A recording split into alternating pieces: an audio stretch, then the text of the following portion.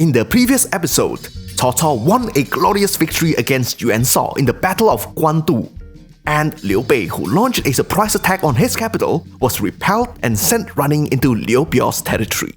With the two of his arch rivals weakened, Cao Cao spent the next few years conquering northern China, and the size of his army grew exponentially into a seemingly uncontestable force.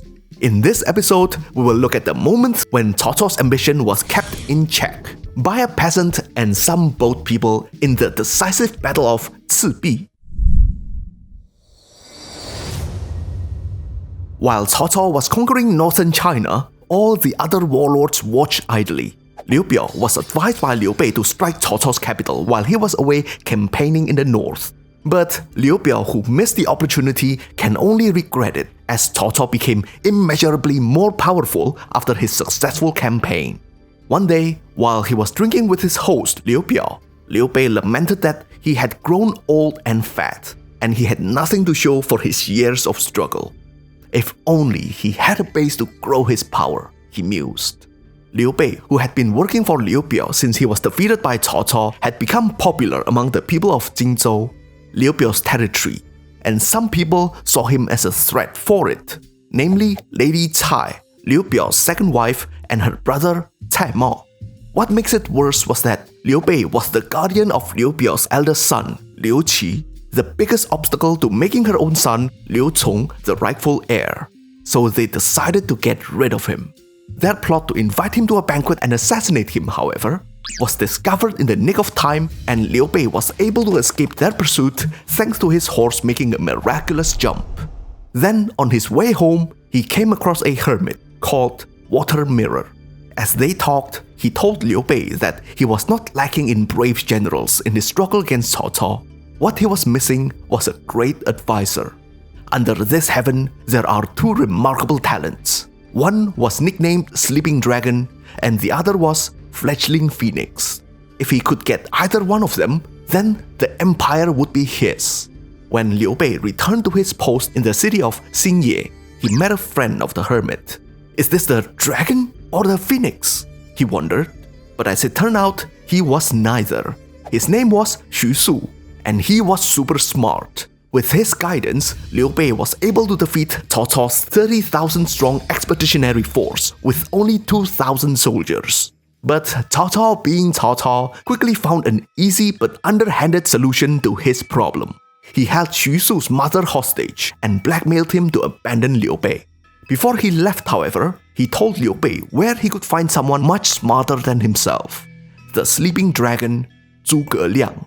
So Liu Bei went in search of this illustrious man at Longzhong. On his first visit, he wasn't home. On the second one, he missed him narrowly. And on the third visit, he was home, but asleep. Not wanting to disturb this sage, Liu Bei waited patiently for hours until he woke up. Apparently, this Zhuge Liang was but a young man, almost half his age. Yet, as they conversed, Liu Bei was overwhelmed by the brilliance he exhibited. He felt like a fish that had finally found water. Thus, in that small hut in the middle of nowhere, the scheme to partition China into three was born, the Longzhong Plan. By forming an alliance with Sun Quan of the Wu region and then controlling southwest China, they will be able to defeat Cao Cao, and the control of Liu Bei's territory, Jingzhou, will be key to this plan. Liu Bei was opposed to the idea of taking over his distant relative Liu Bei's territory, but he knew that he must gain this young man's assistance, so he cried, begged, and did everything he could to secure his employment. Zhuge Liang eventually accepted. Guan Yu and Zhang Fei, however, weren't convinced by the purported ability of this untested youngster. Yet, lucky for him, the time to prove his worth came soon enough in the form of a 100,000 strong army sent by Cao Cao. This time, with only a measly group of 3,000 soldiers and the strategic use of fire, Zhuge Liang was able to trap the enemy's main force while the other contingent burned the enemy's supplies. So Cao Cao's army had no choice but to return in disgrace. Cao Cao had been attacking Jingzhou a lot, but his main prize was actually Sun Quan's Wu. Since Sun Quan had refused to send his son to Cao Cao as hostage, Cao Cao had been training a navy. But it is just not easy to train his landlubber northern army in the art of naval warfare. So the capture of Jingzhou and their experienced mariners is a crucial part of his plan.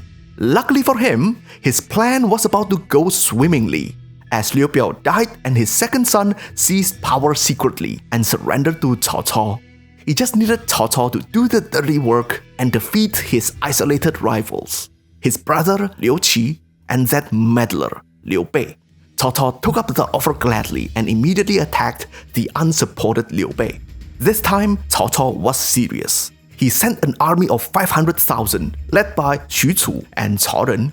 Not even the brilliant Zhuge Liang could stop this massive horde now, so they decided to evacuate the city instead. Oh yeah, free real estate, the Cao army thought. Oh no, it's a trap!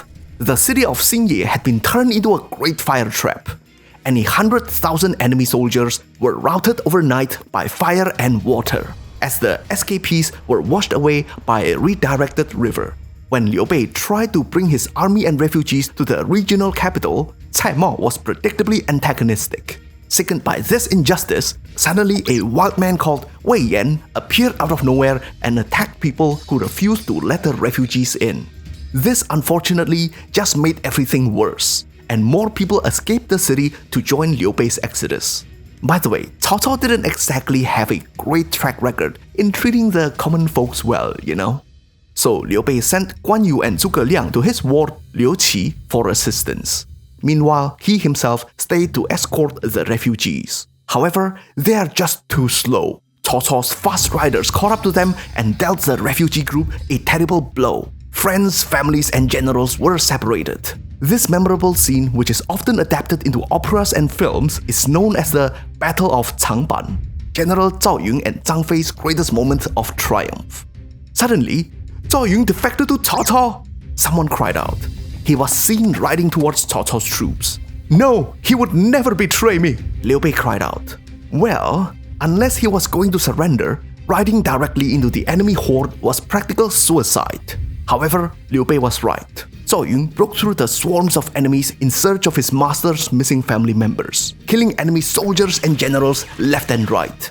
On the first run, he found Liu Bei's first wife and his colleague. On the second run, he found Liu Bei's son, but his second wife was too heavily injured to travel. So she sacrificed herself to prevent herself from becoming a burden. Zhao Yun barely managed to go through the enemy line now that Cao Cao's main army had arrived. But now that he had Zhang Fei standing between the bridge and Cao Cao's army, there is nothing to fear. With a deafening shout, he single-handedly stopped all the enemy army. Obviously, no matter how fearsome Zhang Fei was, he couldn't possibly take them all. Being a cautious man, Cao Cao suspected the trap and chose to retreat. Liu Bei was so grateful for Zhao Yun's return, he yeeted his baby aside and blamed him for almost costing his general's life. Yeah, ancient Chinese people have a funny way of showing that they are a great boss, usually by prioritizing work over family. When Cao Cao realized that Zhang Fei's standoff was a ruse, he then quickly crossed the bridge, only to be ambushed for real. Guan Yu and the reinforcements had arrived, and the rest of them were safe as they found refuge in Liu Qi's territory. Anyway, now that Liu Bei is isolated to a corner, all Cao Cao needed to do was to get Sun Quan to surrender and launch a pincer attack on this rat. What? Is that whippersnapper going to fight his near-million-strong army now, bolstered by the Jingzhou Navy? When Sun Quan received the offer to surrender, the answer seemed clear. All his ministers were in favor of surrendering, but loyal minister Lu Su doubted the wisdom of this course of action. If they surrendered, the other ministers could easily find employment under Cao Cao. But as for Sun Quan, he would no longer be a lord at best. At worst, he could meet the same fate as Liu Cong and his mother, who were assassinated by Cao Cao after their surrender. But still, 1 million enemy soldiers was just too much. Lu Su knew that his lord would have difficulty in making the right choice, so he had prepared a trump card for the occasion: the sleeping dragon, Zhuge Liang. So on the next day, Zhuge Liang himself faced the whole of Wu's ministry to debate his case. Lu Su was the one who initiated the contact with Liu Bei.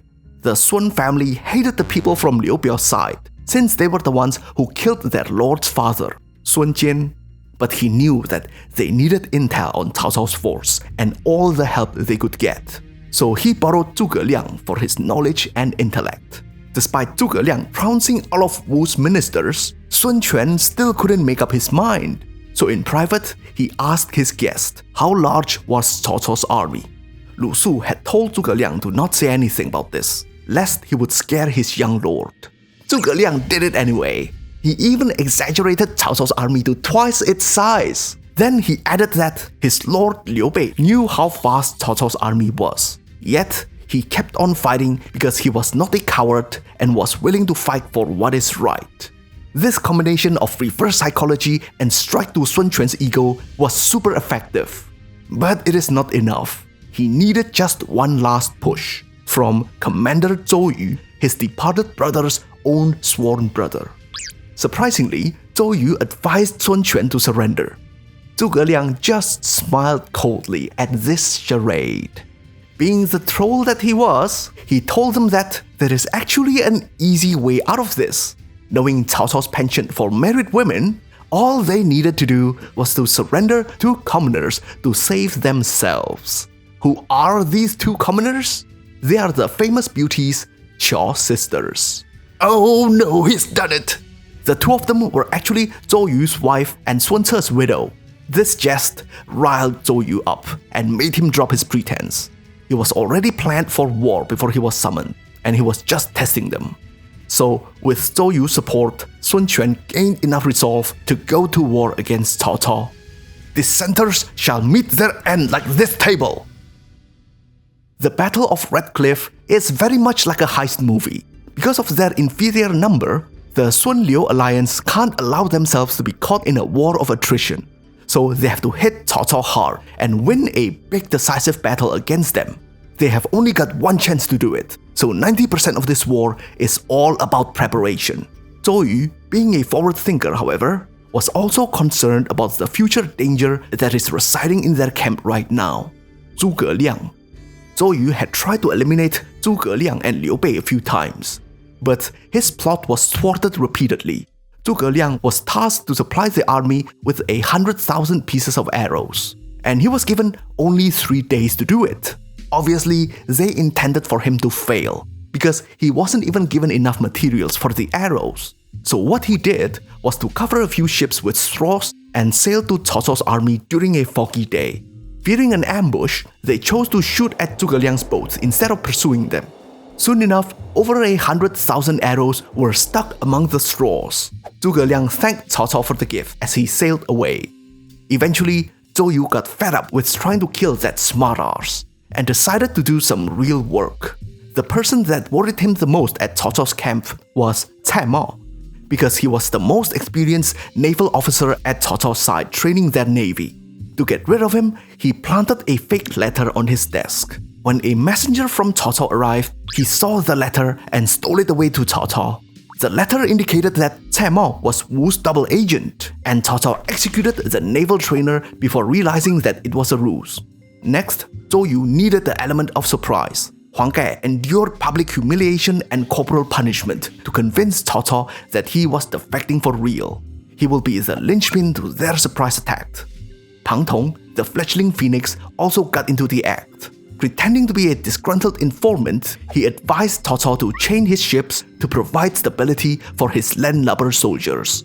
Everything was going really well for Zhou Yu until he suddenly fell sick. It was due to stress, Zhuge Liang acknowledged, because his plan of attack by fire is missing one very crucial element which he could not control: a southeasterly wind. Currently, the wind is blowing from the west. If they were to use fire attack on Cao Cao's fleet, the fire would be blown to their own side, so all that preparation would have been for nothing. Don't worry, Zhuge Liang has got him covered. Because he knows a bit of magic, you see.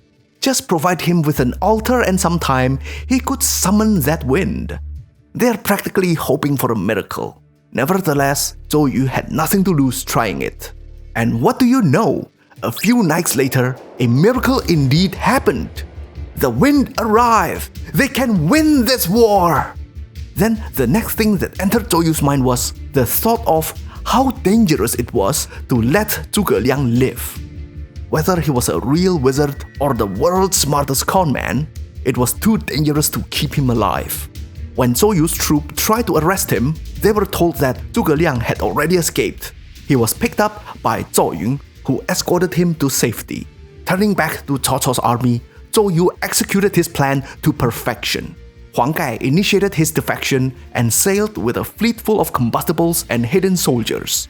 When the Cao army realized that something was afoot, it was already too late. The fireboats were lit and rammed into Cao Cao's fleet. Locked by chains and blown by the southeasterly wind, fire easily jumped from one ship to another. Then Zhou Yu's fleet launched a full-scale assault, utterly crushing their enemy and the base nearby. The red cliffs were painted red by the flickering flames and the blood of Cao Cao's army. As the battle raged, however, Cao Cao slipped away with a small party of guards. Now, this is the scene where Cao Cao rakes up his escape points. Along the way, he was repeatedly ambushed by Wu soldiers. First, it was Lu Meng, then Gan Ning, followed by the combined forces of Lu Xun and Tai Sici. Yet, the wily Cao Cao managed to escape them all. Finally, when he reached a seemingly safe place, he laughed and said, "Zhou Yu and Zhuge Liang aren't so smart after all. If he were them, he would have placed an ambush here." Wait a minute, why is that counter still up there? That's because Zhou Yun had arrived to pursue him. Zhuge Liang did place an ambush. Then it was Zhang Fei's turn to ambush him. This happened 3 times until finally Guan Yu himself, riding on his red hare, blocked the road before him. There is no escaping this, Cao Cao thought. So he used his secret weapon, an ancient art used by the founder of the Han Dynasty himself. Groveling! Please let me go! Cao Cao begged Guan Yu to remember all the kindness he had received from him and the officers he had killed. He owed him this kindness. Guan Yu, being ever honorable, was coaxed into letting him go. Thus, despite this crushing defeat, Cao Cao lived for another day. Zhuge Liang had read the stars. He knew that Cao Cao's time had not come yet, so letting Guan Yu release Cao Cao was part of the plan. By doing this, Guan Yu would be released from all his debt to Cao Cao. With Cao Cao's army crushed and his dominance shaken, the southern powers would get the breathing room to expand. With the Longzhong plan in mind, Liu Bei needed to do a lot of catching up to become a significant contender in this game. Will the plan be successfully implemented? We will find out soon.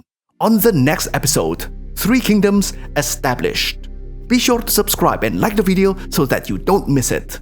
If you like what we are doing, then you can support us on Patreon. Until next time, stay cool, my bros.